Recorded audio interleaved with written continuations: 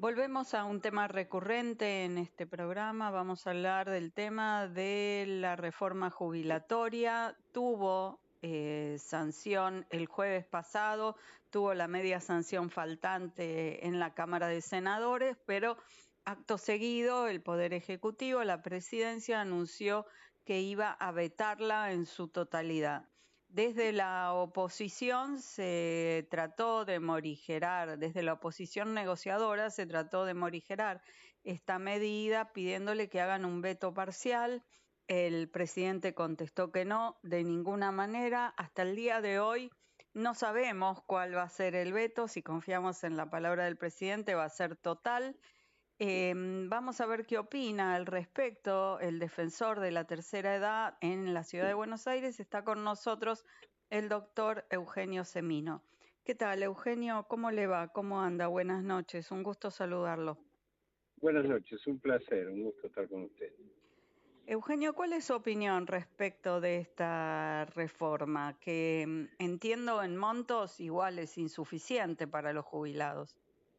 Sí, no mueve el amperímetro respecto al estado de extrema necesidad que sufren sobre todo los 5 millones de jubilados y pensionados de haberes mínimos que cobraron en este mes 290.000 pesos y de aquellos que tienen PUAN y pensiones no contributivas, que son las denominadas actualmente submínimas, que tuvieron, cuando uno habla de las pensiones no contributivas, se está hablando de personas con discapacidad.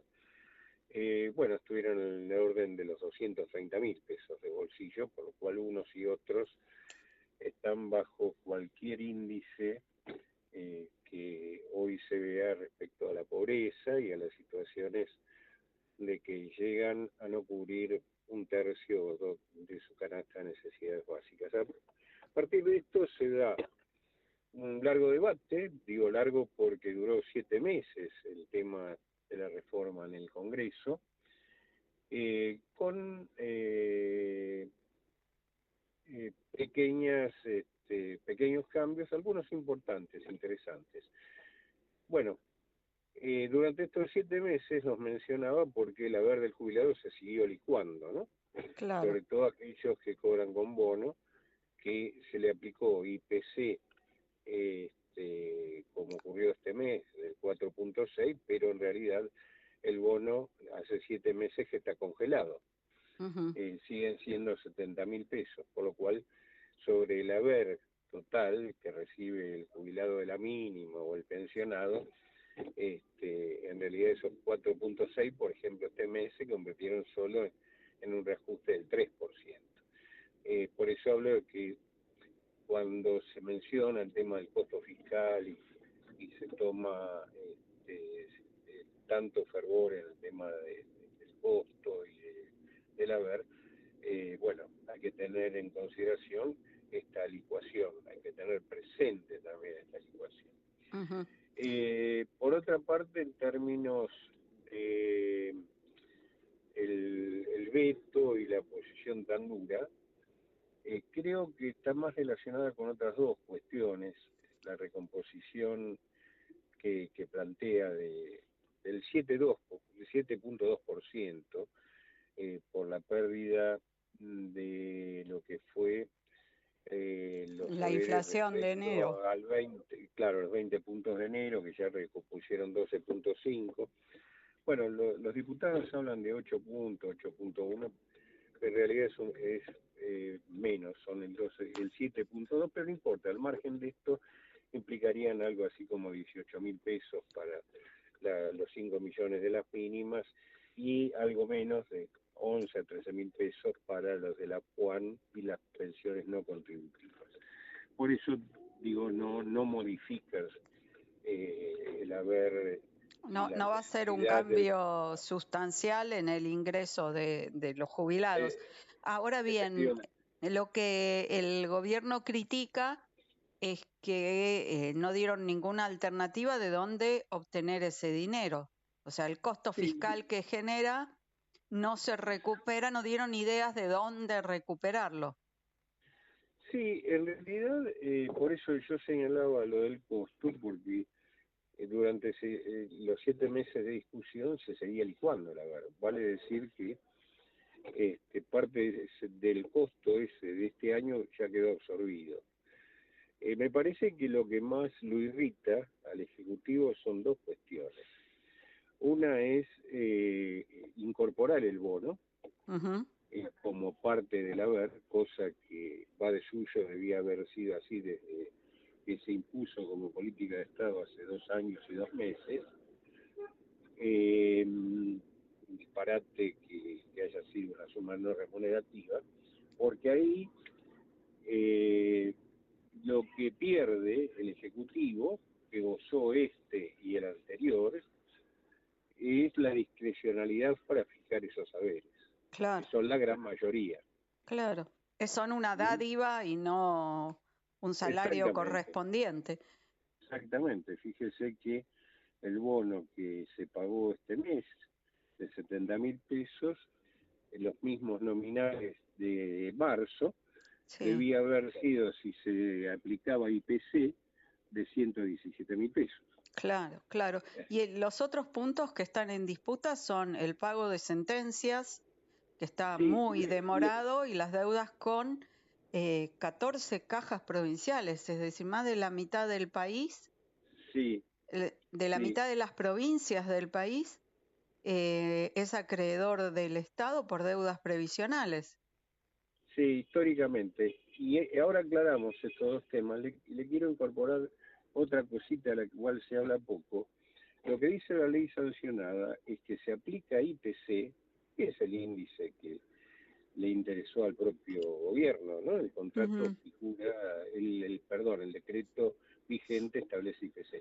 Pero dice IPC, si al 31 de diciembre lo supera lo que es variación del salario del trabajador activo, Sí. dice, se va a aplicar hasta un 50% de esa variación en el mes de marzo siguiente. Vale Sí, decir, ahí eso también ahí. le genera un nivel de incertidumbre, porque el gobierno está basando toda su política económica en IPC, en bajar la inflación, pero si se da un crecimiento de la economía y de ahí la variación Salarial del Richter, claro, es mayor, los jubilados exact, quedan fuera de ese beneficio. y es mentira, o no, tal vez no se lo ha apreciado de esta forma, que eso tendría un costo fiscal extra. ¿Por qué?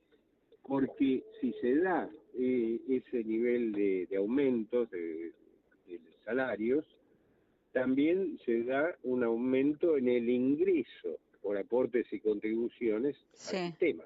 sí. Por eso ahí hay una fuente de compensación, no es que Ujú. no exista esta fuente. Y sí voy al tema que usted señalaba, que es un tema muy delicado. Yo ayer lo hablaba con alguna fuente muy alta de la Corte. Ahí tenemos un problema, las sentencias impagas y acumuladas, y a su vez, me comentaba la fuente de la Corte que tienen 60.000 más para sentencia. Sí, tremendo. Por lo cual, y recordemos que tanto la anterior administración como lo que va de esta, las sentencias firmes tampoco se pagan. Ujú. Entonces, realmente de la Corte no saben cómo destrabarlo, porque ya han fijado astreintes, han fijado sanciones y demás, y nada está funcionando, y ahí tenemos un problema, sí, que le preocupa mucho al Ejecutivo, y en paralelo la deuda histórica con los institutos provinciales, que hubo un conato de tratar de resolverlo en la gestión Macri, que después con un compromiso que quedó incumplido. Ujú. Así que esos dos elementos que usted señala correctamente sí son también de gran preocupación para el gobierno. Me parece que ahí de todos modos estaría la posibilidad de acuerdos provinciales, tiene mucho que ver con la coparticipación también, ¿no? Claro, claro.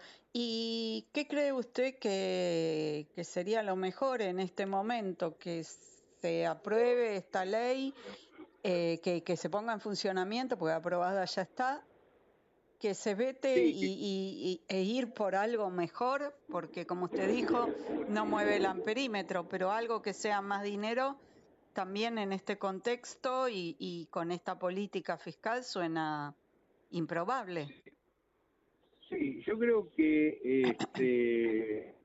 esta ley, mm, por las cosas que señalábamos, en realidad, si bien no es suficiente, eh, es un avance y puede ser un buen empalme a una reforma mucho más integral, ¿no?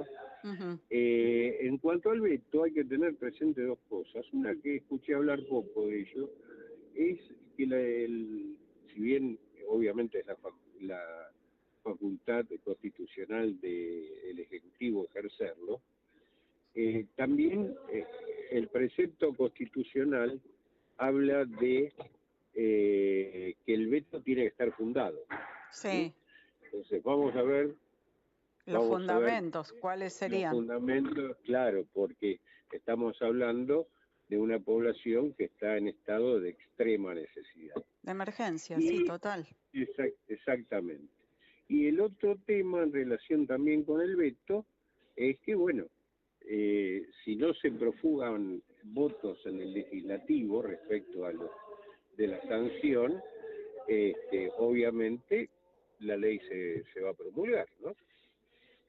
Claro, claro, claro. Bueno, y la ley puede volver a ser tratada en el Congreso por la mayoría que la votó, y en ese caso el veto quedaría desestimado y sería Efectivamente. un golpe político importante para el Ejecutivo. Bueno, esta es Sí, una película de la que todavía no conocemos el final, podemos presumirlo, pero tenemos que seguir esperando. El Ejecutivo tiene 10 días hábiles para así es. vetar. Bueno, vamos a ver, recién pasaron 5 o 4 y medio, esperemos a ver qué es lo que pasa y cuál es la decisión que toma el Poder Ejecutivo al respecto. Muchísimas gracias, doctor Semino, por estar siempre y atendernos sistemáticamente para hablar de estos temas que tanto nos preocupan. Gracias, gracias a usted como siempre, siempre a su disposición. Un Gracias. abrazo. Igualmente, hasta la próxima. Adiós.